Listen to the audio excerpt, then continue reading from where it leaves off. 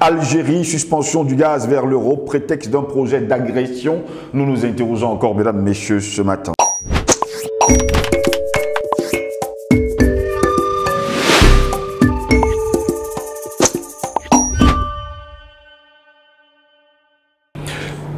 Madame, Messieurs, bonjour, très heureux de vous retrouver sur Panafricaniste TV, la chaîne de télévision des panafricanistes, votre chaîne de télévision qui vous apporte le meilleur de l'information. Bienvenue à toutes et à tous à cette autre édition de Parole panafricaniste. Comme à notre grande habitude, nous nous interrogeons. Algérie, suspension du gaz vers l'Europe, prétexte d'un projet d'agression. Nous nous interrogeons, mesdames, messieurs, ce mercredi 8 janvier de l'an de grâce 2025. L'Europe risque de grelotter de froid et de manquer de gaz depuis que Kiev a décidé de mettre fin, depuis le 1er janvier dernier, au transit du gaz russe par l'Ukraine. Une conséquence qui découle, on va le dire comme ça, du conflit entre la Russie et l'Ukraine qui a débuté le 24 février 2022. Le regard vers d'autres horizons, on va le dire comme ça, vers l'Algérie, qui s'était déjà positionnée comme alternative, ont démarré. À ce propos, il faut rappeler que le conflit armé russo-ukrainien, qui entrera dans sa 3e année le 24 février prochain, avait accouché d'une crise énergétique inédite qui avait frappé de plein fouet les pays membres de l'Union européenne, notamment, on va le dire comme ça, tous ceux-là qui appartiennent en tout cas à l'Union européenne depuis que Moscou a utilisé son arme fatale, qui avait décidé en tout cas de sortir et de fermer ses vannes au vu des sanctions européennes qui n'ont cessé de pleuvoir sur la Russie.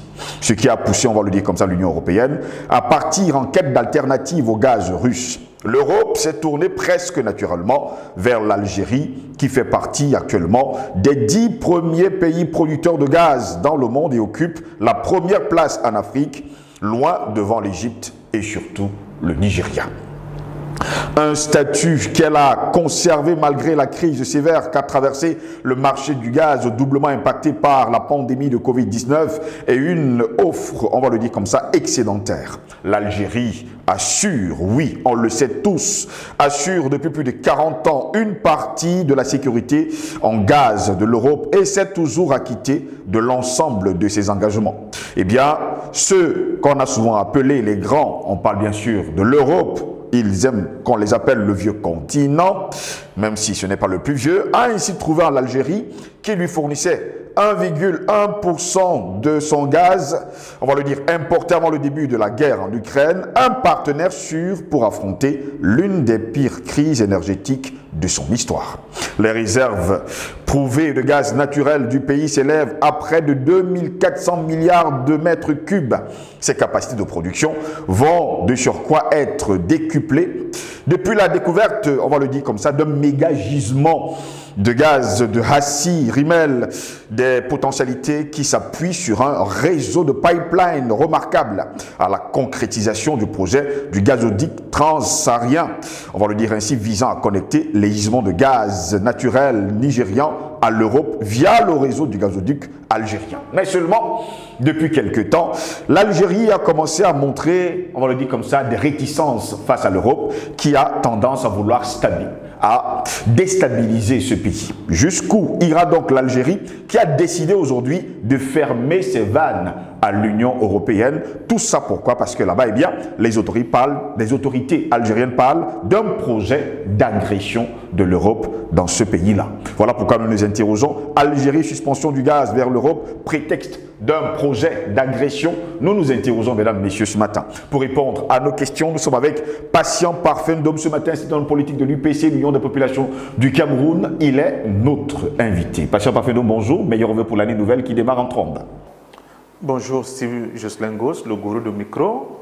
L'homme par qui on est toujours heureux d'être sur ce plateau, surtout avec ces introductions qui vous mettent vraiment de l'eau à la bouche. Vous avez toujours envie de vous lancer quand il a fini.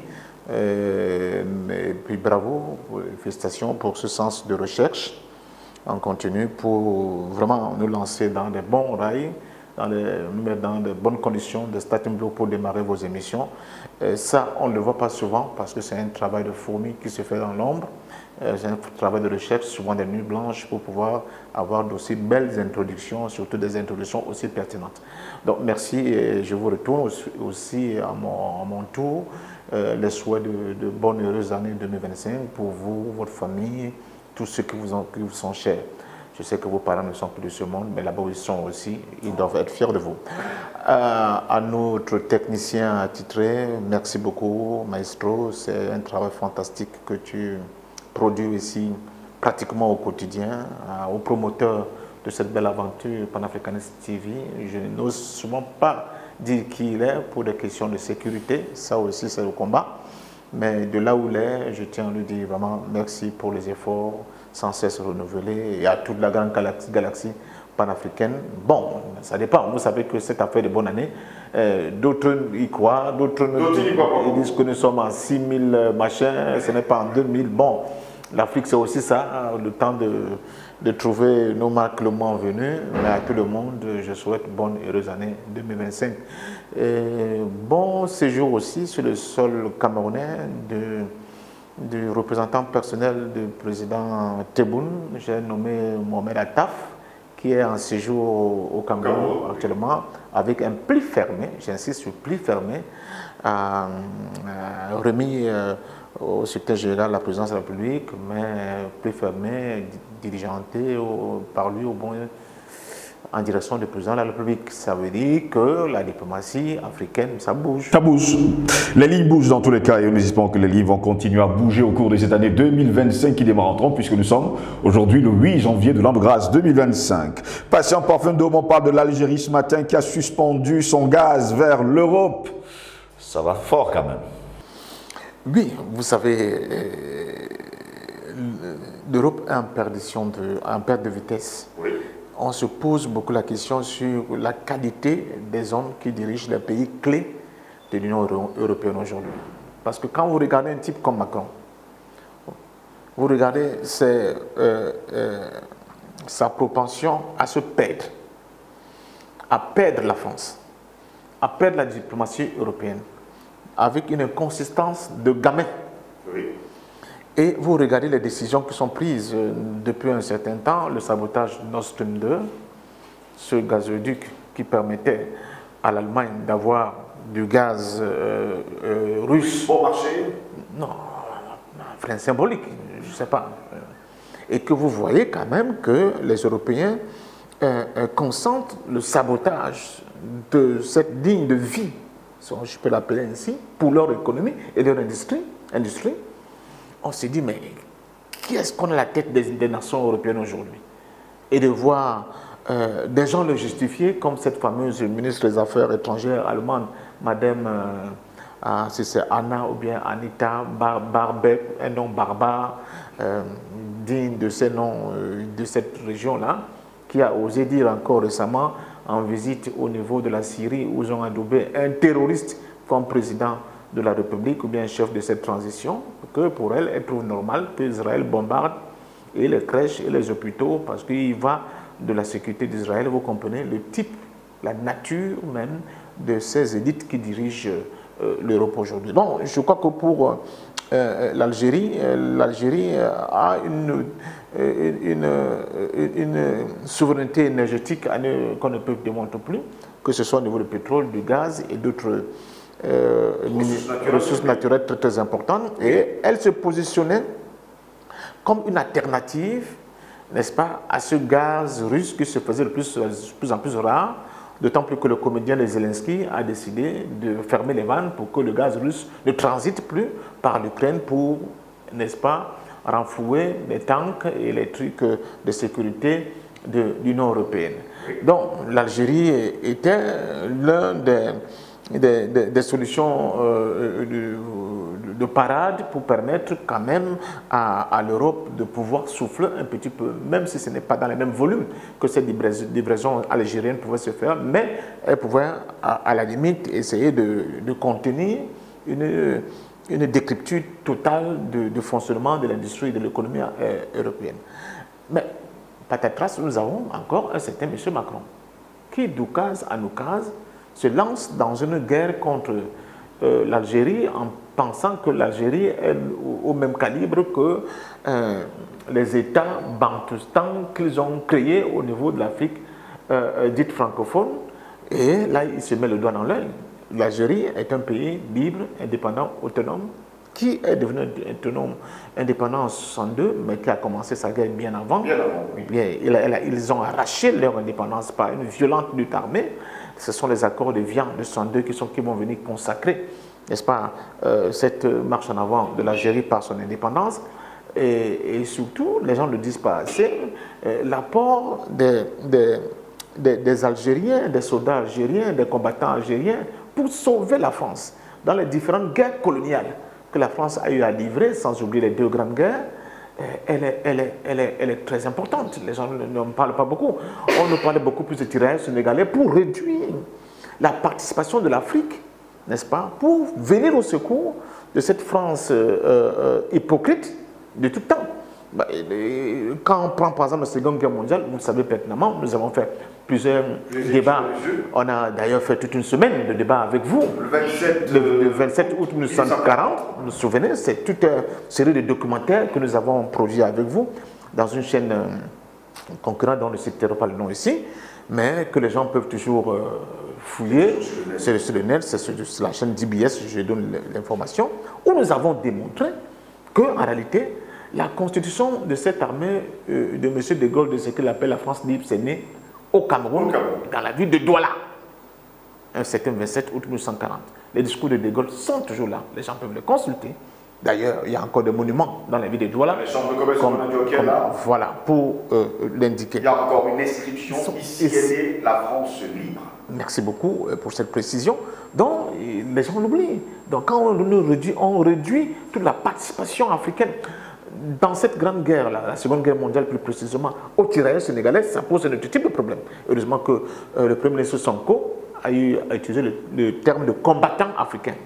Ça correspond mieux, oui, n'est-ce pas, à cette réalité-là. Parce qu'au-delà même de la zone dite francophone, où la première constitution de cette armée est partie de la ville de Douala, non du Cameroun, après le Gabon, la République centrafricaine, le Congo-Brazzaville, le Tchad, le premier regroupement au Tchad, c'était 17 000 hommes à Fort-Lamé. Mais il n'y a pas que la zone francophone qui a participé à cette guerre. Il y a le Nord, le Maghreb, dont les Algériens ont apporté, n'est-ce pas, des effectifs assez consistants pour aider la France dans cette guerre. Il y a aussi le bloc de l'Afrique de l'Est, dit anglophone, qu'on appelait les African Rifles, qui ont participé, mais cette fois-ci dans le contingent de l'Angleterre, comme bras, n'est-ce pas, mais surtout pour les Anglais comme cher à canon, pour les aider à venir à bout de cette Allemagne nazie. Donc, il ne faut pas que les gens l'oublient. Quand on parle de tirailleurs sénégalais, on réduit. Je dis que le premier regroupement de plus de 17 000 hommes à Fort-Lamé, il n'y avait même pas encore les soldats, les combattants de l'Afrique de l'Ouest. C'était uniquement les combattants de l'Afrique centrale, partis de Douala au Cameroun. Il faut le préciser. Donc maintenant, bien après, les batailles de Koufra et de Birakem, les autres frères ont rejoint leurs compagnons de misère, parce que c'est ça comme ça qu'il faut les appeler. Parce que malgré leur sacrifice, le retour de l'ascenseur fit ce qui s'est passé à Tcharoy, mais il n'y a pas que ça. Aussi beaucoup au niveau des colonies, dont le sergent Koudougou, au niveau de la Centrafrique, peut aujourd'hui être l'un des témoignages de cette mauvaise récompense, on peut l'appeler ici, de la communauté internationale, pas seulement de la France, vis-à-vis des Africains. L'un des symboles aussi, nous sommes dans la ville de Douala, que j'aime souvent citer, c'est le docteur Bébé Idi, qui a participé à la campagne d'Italie. On n'en parle pas beaucoup, et qui démontre, n'est-ce pas, l'implication, n'est-ce pas, le prix que les Africains ont eu à payer pour libérer non seulement la France, mais l'ensemble du continent européen de cette peste brune. Il n'y a que deux peuples qu'on peut féliciter à cette mesure, c'est le peuple africain et le peuple russe à travers l'Union soviétique. Et je sors par là, avant de donner sur le sujet, qu'on nous parlait beaucoup de débarquement en Normandie. Dans notre enfance, on nous a fait 1000 films. Débarquement en Normandie pour montrer comment les Américains, et les Canadiens, les Anglais sont venus au secours. Mais on n'a jamais produit un film sur le débarquement en Provence qui fut le débarquement des Africains, qui fut de loin plus important que le débarquement en Normandie. Oui. Vous voyez, Quand je veux parler de racisme primaire, on va dire que Ndom revient encore avec sa mauvaise bouche, comme on dit au quartier. Mais voilà les faits. C'est ça la réalité. Donc, dans le cas, par exemple, de l'Algérie, on voit que de manière incessante, la France essaie toujours de remettre en cause la souveraineté algérienne. Et l'Algérie a cette question de souveraineté chevillée au corps. On peut dire, selon le vocable français, qu'ils ont même un nationalisme ombrageux. J'accepte même ça. Mais ils n'acceptent plus que la France ne respecte plus leur souveraineté. Or, l'Algérie est aujourd'hui le débouché de tout un construit, un maillage, n'est-ce pas, vraiment, de tout un secteur énergétique, surtout qui concerne le gaz, qui aboutit en Algérie pour être vendu au niveau de l'euro. La preuve, le gaz qui vient du delta du Niger au niveau du Nigeria, vous voyez au sud, nous sommes au niveau de la côte atlantique, prend un long gazoduc qui traverse le Niger, du Nigeria au Niger, pour aboutir au niveau de l'Algérie. Ils ont moins de 2000 km à faire encore pour arriver au niveau des ports algériens où ce gaz sera vendu sur le marché de l'Union européenne. Vous voyez, donc il y a un flux, et il n'y a pas que ça. Il y a comme une connexion de l'ensemble des gazoducs africains qui vont prendre ce chemin qu'on appelle le transsaharien, qui va non seulement agréger les économies africaines, les échanges des Africains, parce que ce tracé aura d'autres ajouts en termes de bonification sur le plan infrastructurel et social, les routes, les aéroports, les trains, etc., pour imbriquer davantage des économies de notre continent. C'est pour cela que ce chemin a été préféré à celui du Maroc, qui proposait la voie par la mer. Vous savez que quand vous ne savez pas la mer, c'est comme la paix de pétrole. Quand il est offshore, on peut me l'exploiter là-bas, vous ne saurez jamais. Alors que quand il est onshore, au moins les populations voient qu'on est en train de prendre leurs richesses. Donc c'est ça le problème. Donc je crois sincèrement que là, l'Algérie monte en puissance et démontre à la France qu'elle ne sera plus jamais le marchepied des intérêts européens, mais surtout français, vis-à-vis de la grande géopolitique mondiale. Si l'Europe, si la France veut continuer à se servir des richesses africaines, il faut qu'il y ait d'autres choses. La première chose, il faut que l'Afrique soit respectée. La deuxième chose, il faut que le prix juste de ce qu'ils veulent soit payé au continent africain. Et puis, troisièmement, que cela se fasse dans un respect mutuel sur le plan des attitudes et comportements. Parler justement d'attitude d'un patient parfum d'homme, permettez-moi de vous couper, je vous poserai dans la question, est-ce que les autorités françaises sont finalement maladroites? On ne va pas quand même oublier, le 5 octobre dernier, le président Tebboune a failli sortir en déclarant haut et fort, je n'accepte pas les mensonges sur l'Algérie. On a su quand même ce que Emmanuel Macron a dit sur l'Algérie, qui a d'ailleurs provoqué le courroux du président algérien. Il y a encore quelques jours, on va le dire comme ça, l'ambassadeur de France a été convoqué pour des manœuvres agressives, on va le dire comme ça, du côté de l'Algérie. Il faut préciser par ailleurs que l'ambassadeur Stéphane Romadet s'est vu signifier la ferme réprobation des plus hautes autorités algériennes face aux nombreuses provocations et actes hostiles français en direction de l'Algérie. Voilà pourquoi l'Algérie dit aujourd'hui, bon, puisque c'est ainsi, nous, on ferme les vannes du gaz vers chez vous.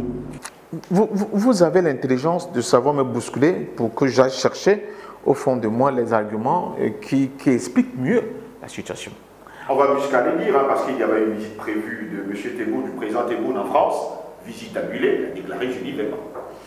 Il faut dire que dans le plan, le gros plan du Deep State américain, appuyé par le lobby anglo-saxon, oui, après avoir détruit la Syrie, bien qu'ils soient en train de perdre au niveau de l'Ukraine, après avoir donné carte blanche à M.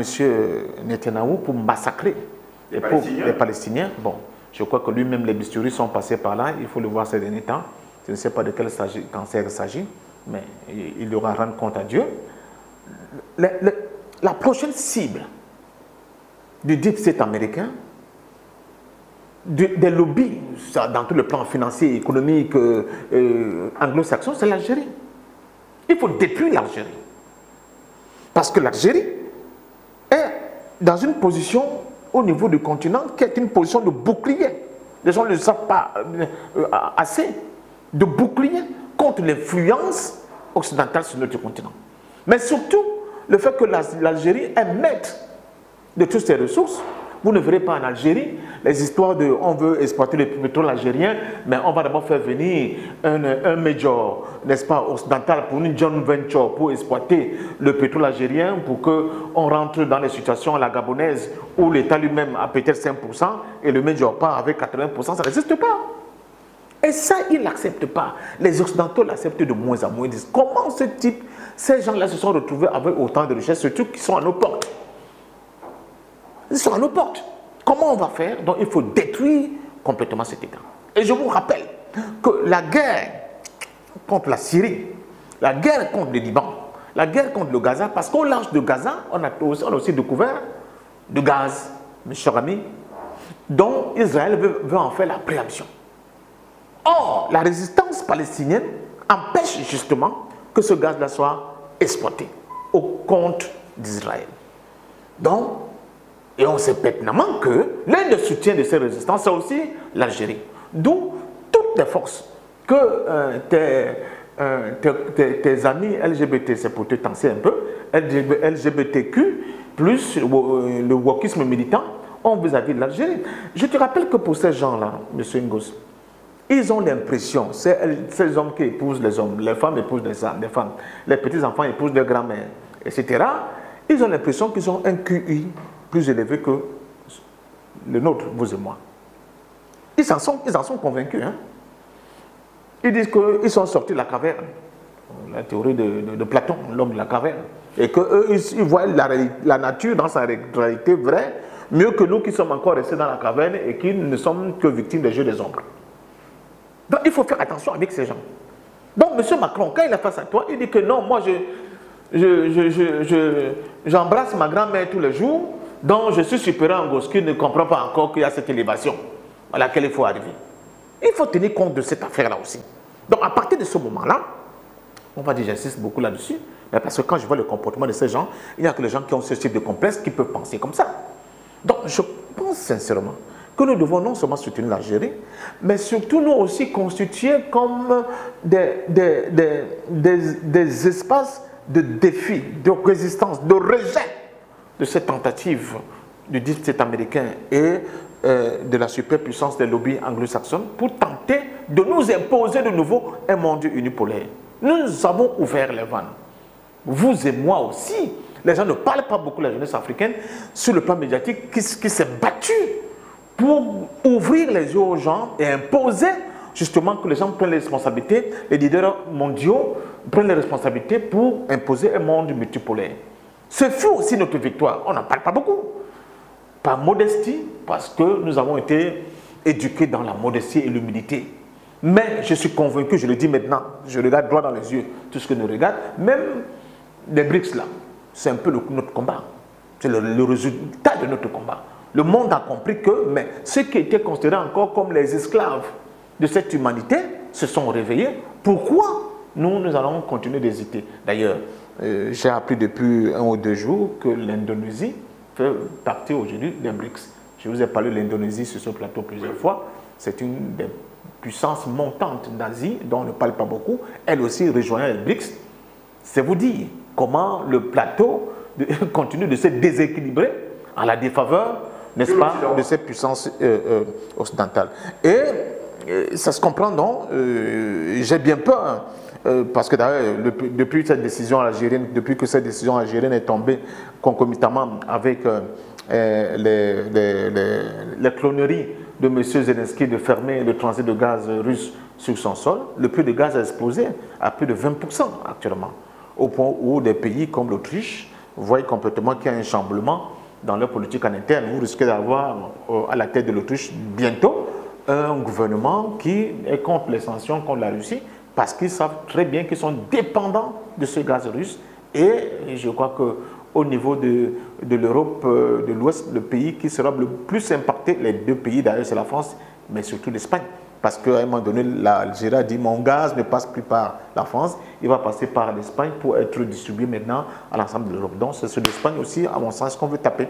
Terminons rapidement avec cette édition de Parole panafricaniste. Il y a quand même la convocation de l'ambassadeur français, M. Romatet, qui sonne comme une sévère mise en garde qui intervient au lendemain de graves révélations sur l'implication de la DGSE dans une campagne de recrutement d'anciens terroristes en Algérie à des fins de déstabilisation. Il ne faut pas également oublier que les journaux algériens s'en sont donnés à cœur joie. El Moujahid révélait d'ailleurs à la télévision nationale et la chaîne publique d'information en continu Al24 News ont récemment diffusé un documentaire qui affirmait qu'un plan machiavélique avait été brillamment déjoué par les services de sécurité algériens.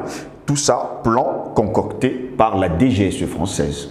Mais il y a un écrivain, bon, seconde main, bon, pas très brillant, soyons un peu modestes vis-à-vis de lui, nationalité algérienne, qui vient d'être arrêté. Bon, on dit qu'il a choqué, mais il est sous soins intensifs dans les hôpitaux algériens. Pourquoi? Parce que cet individu, dont le nom m'échappe un peu, était rien d'autre qu'un agent de renseignement français et qui a même fourni beaucoup de renseignements à la France pour tenter de déstabiliser l'Algérie. Et là, depuis, je crois, 2 ou 3 jours, il y a une répression qui s'abat sur les activistes algériens qui vivent en France. Il y a déjà plus d'une trentaine qui ont déjà été arrêtés. Attention. Bon, vous voyez, là où on essaie de placer le curseur, au niveau de la confrontation. Pourquoi? Parce que tout simplement, les images existent. Les images existent, les vidéos existent, parce que l'Algérie, les renseignements algériens ont mis le doigt là où il fallait pas. Non, ils ont découvert le poteau rose en démontrant comment les agents de l'ambassade de France à Alger prenaient contact avec des Algériens pour tenter de commencer à construire une rébellion, un chaos au niveau de l'Algérie. C'est documenté, avec des preuves bien précises. Bien, on en a. Donc, c'est pour revenir à ce que je vous ai dit. Maintenant qu'on a fini avec la Syrie, maintenant que le Liban, le Hezbollah est affaibli, disent-ils, maintenant qu'ils peuvent continuer de massacrer à huis clos et sous un silence assourdissant de tous les médias bien pensants de l'Occident, des enfants palestiniens, on va enfin s'occuper de l'Algérie. D'autant plus que l'Égypte, il n'est ni chaud ni froid, c'est d'une mièvrerie hors norme, on ne comprend pas très bien leur jeu, mais on veut s'occuper de l'Algérie. Pourquoi? Parce que l'Algérie, 1, sur la question palestinienne, 2, sur les questions africaines, surtout les questions économiques, est en train de construire des espèces de solidarité à la fois économique, à la fois politique, à la fois diplomatique, et se veut que Alger devienne un hub très important dans la fourniture pour l'Europe du gaz et même du pétrole. N'oublions pas que même le pétrole provenant du Niger va aussi emprunter la voie pour aller au niveau d'Alger. Donc il faut détruire. Vous voyez, en fait, c'est pour résumer, pour dire quoi. Quand vous voyez les Occidentaux faire une guerre ou bien préparer des guerres contre les États, c'est uniquement pour une seule chose, les richesses. C'est pour cela qu'il n'y a pas de stabilité en RD Congo. Souvent on m'en parle ici, on s'attaque à Kagame, ce n'est pas Kagame le problème. Le problème c'est que un pays comme la République démocratique du Congo stable, en cohérence avec son histoire, avec un leadership conséquent, c'est fini pour le Soudan. Donc il faut tchakala tout ça, comme on dit chez moi dans vos quartiers, qu'il faut déchiqueter tout ça, mettre tout ça en charpie pour qu'il n'y ait jamais de véritable souveraineté qui s'exerce sur cet espace-là et pour qu'on continue de piller les richesses de ces États. Donc dans le cas de l'Algérie est dans le viseur de toute cette hydre que j'ai énoncé là et qui ne voit pas d'un œil la position algérienne aujourd'hui sur le plan international, surtout la volonté d'Alger de servir de pont pour que l'Afrique commence à se réveiller et à construire des entités homogènes sur le plan économique, sur le plan financier, sur le plan de la diplomatie, et sur le plan politique, parce que là, ça va être la mort programmée et actée de l'Europe. Et ça, je peux vous dire, c'est un combat à mort. Et donc, ceux des pays africains, je sors par là, qui pensent que de toute façon, ils vont continuer à être dans les bras, n'est-ce pas, de l'Occident, en continuant de respecter les injonctions de FMI et de la Banque mondiale. Si on se rend compte que l'os algérien est très dur à broyer, ils vont se rabattre au niveau de ces États africains-là, et je peux vous garantir que ce qui va arriver sera très dommageable pour le continent. Heureusement, on a quand même eu des images d'espoir avec la prestation du serment du président ghanéen Nana Akufo-Addo. On a vu le président Ibrahim Traoré complètement, j'allais dire, vraiment porté en triomphe par les jeunes Ghanéens. Ceux qui savent interpréter et qui savent lire comprennent ce que cela signifie.